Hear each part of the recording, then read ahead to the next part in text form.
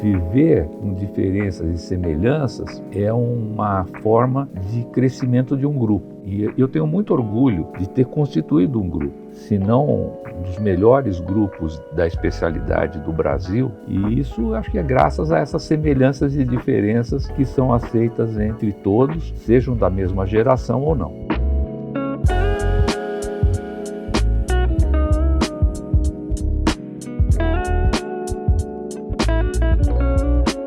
Eu sou Nelson Amerschlag, eu sou médico, hematologista, trabalho no Hospital Israelita Albert Einstein há mais ou menos 50 anos e meu papel hoje no hospital é coordenar o programa de hematologia, transplante de medula óssea e terapia celular. Eu sou Mariana Nassif Kerbawi, eu também sou médica hematologista, estou no Einstein desde 2016, eu trabalho atualmente na unidade de transplante de medula óssea e terapia celular. Eu decidi ser médica quando eu era criança ainda, né? Eu lembro que a única profissão que eu sempre sonhei ser era médica no sentido de poder cuidar das pessoas, né? Eu queria muito poder ajudar, estar envolvida com a história das pessoas e usar conhecimento, aquilo que a gente aprende em artigos, em livros, para trazer algum benefício para a vida das pessoas. Eu me formei muito nova. Na residência de clínica a gente convive muito com pessoas muito graves, né? Questão de vida ou morte. O fato de ser uma menina ainda, né? 23 anos, eu acho que as pessoas têm aquela primeira impressão, né? Será que essa pessoa sabe o que está fazendo? Será que eu tenho segurança de deixar meu pai, meu filho nas mãos dela? Então a gente percebe que a gente, por ser jovem, a gente precisa reforçar a nossa qualidade. Então mostrar conhecimento, mostrar que a gente sabe o que está fazendo. Agora que eu tô ficando um pouquinho mais velha, eu já percebo que isso já é um pouco menos, fico mais segura. E talvez quando eu ficar um pouco mais velha, talvez eu sinta isso menos ainda. Então, quanto mais jovem, eu acho que a gente tem que mostrar mais conhecimento, mais segurança no que a gente está fazendo para dar segurança para quem está sendo atendido por nós.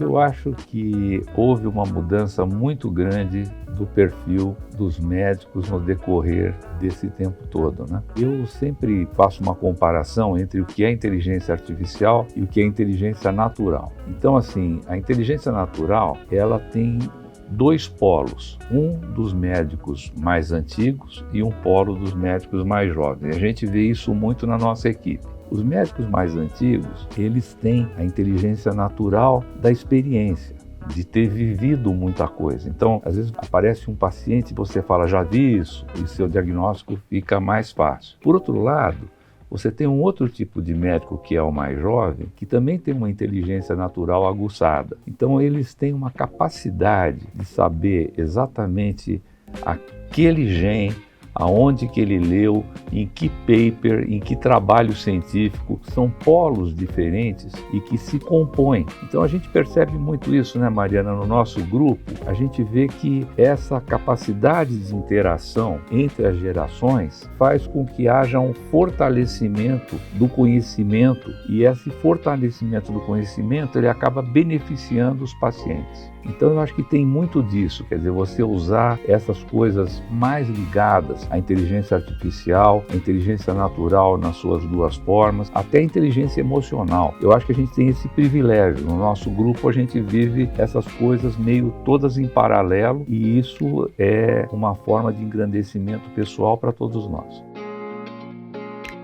Eu acho que é muito importante o que o Dr. Nelson comentou sobre a inteligência emocional, né? Muitas vezes, quando a gente é muito jovem, é difícil lidar com algumas situações, tanto de vida, de morte, de vidas que são mudadas completamente de um dia para o outro, com algumas doenças. Quanto mais experiência você tem de vivência daquilo, com certeza dá muito mais segurança para os pacientes. Ao mesmo tempo, a gente vê as gerações mais novas, eu sou mais nova que o Dr. Nelson, mas já tem gerações mais novas que eu também, como os residentes que estão vindo, e eles trazem muito das tecnologias para a gente, né? Então, a gente observa que conseguir juntar tudo que a gente tem de conhecimento e experiência com as novas tecnologias e disso trazer uma melhoria para o paciente, eu acho que esse é o caminho certo. E também as gerações mais novas, geralmente, eu vejo que são mais curiosas, e aqueles sempre os porquês, mas por que a gente está fazendo isso, mas por que acontece isso, também nos traz sempre a vontade de continuar estudando, de continuar nos atualizando, para poder corresponder aos porquês das gerações mais novas. E quem ganha é quem está sendo tratado por nós.